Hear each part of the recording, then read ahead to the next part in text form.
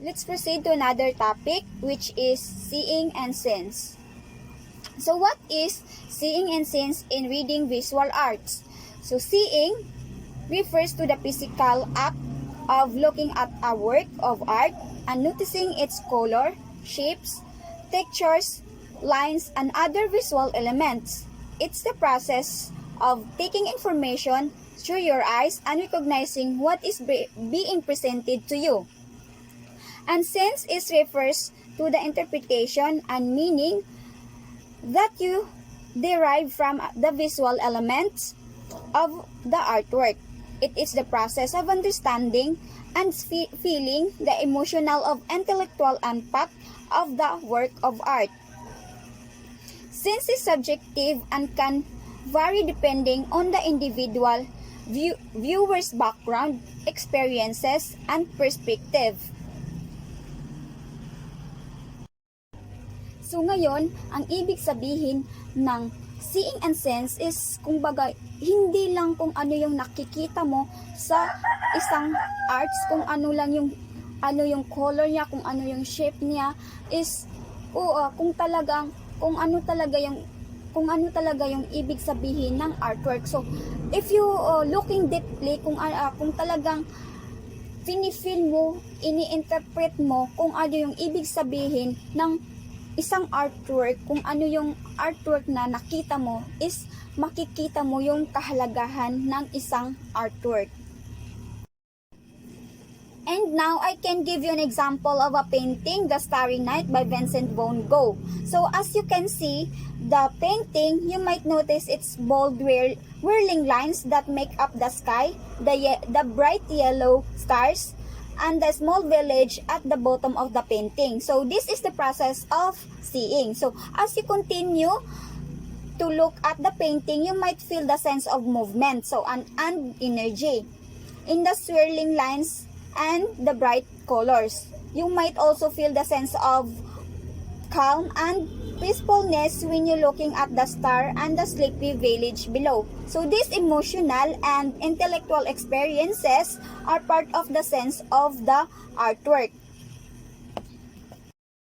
At ngayon ay masasabi natin na ang seeing and sense work together in reading visual arts through observation, interpretation, and contextual understanding.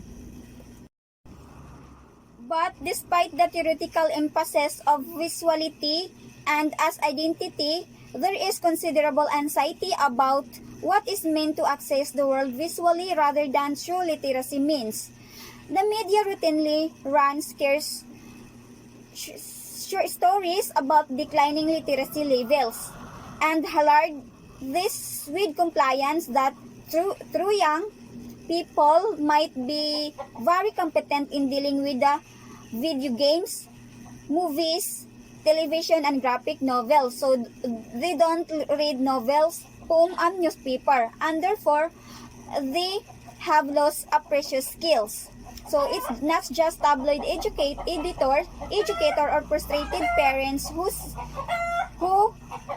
since that society is becoming increasingly visual, many theories have weighted into this argument too. So according to Nicholas Mirzoeff, for example, experiences a widely held view when he writes that modern life takes a place on screen. Human experiences is now more visual and visualized than rather before. So that's true. So nowadays, young people is kumbaga naa-addict or mas gusto pa nilang manood ng television, mag-video games, mag-games ng games. So manood ng movies kaysa matuto ng mga literacy, which is for example is the poem, reading poem, gumawa ng poem, reading magazines, or reading novels. So in seeing and reading visual arts, reading and sense is important. So kasi what is kung ano yung binabasa mo, for example, nagbabasa ka ng poem, hindi ka lang kasi nagbabasa. So, uugnay po pa yung sarili mo sa isang story or sa isang poem kung ano yung nakasulat. So, based on your understanding about that exactly phrases in that poem, kung ano yung nasa loob niya, kung ano yung nasa story niya is, we need to pakiramdaman natin kung ano talaga yung sense o na nararamdaman natin para makuha natin yung ano yung ibig sabihin ng isang literacy, kung anong ibig sabihin ng binabasa natin o kung anong ibig sabihin ng ating nakikita.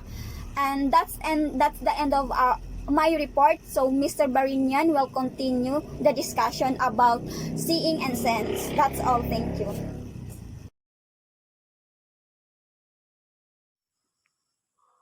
Good day everyone, I am Gio Brenyan, and in this video we talk about seeing and sense. But before that, this topic is the continuation of the report of Miss Asan. Nicholas Merjov argued that the material we now view is far more complex than the sorts of objects and phenomena that characterized the visual domain of earlier centuries. In this passage, the author discusses the concept of visualizing or experiencing the visual world. They mention that throughout history, humans have always relied on their visual perception to understand the world around them.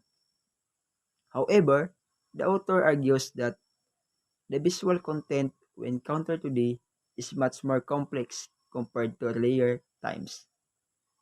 This complexity is seen in various forms of media such as MTV, shows video games, virtual reality experiences, and even advertisement which incorporate combination of shapes, color, rapid movements, scene, transitions, sound effects, and more. Additionally, urban environments are filled with a multitude of visual stimuli like building designs, billboards, vehicles, stereoplays, and street signs. The author suggests that the advancement of communication, film, and digital technologies has contributed to this increased complexity and visual experience. And that's all. Thank you.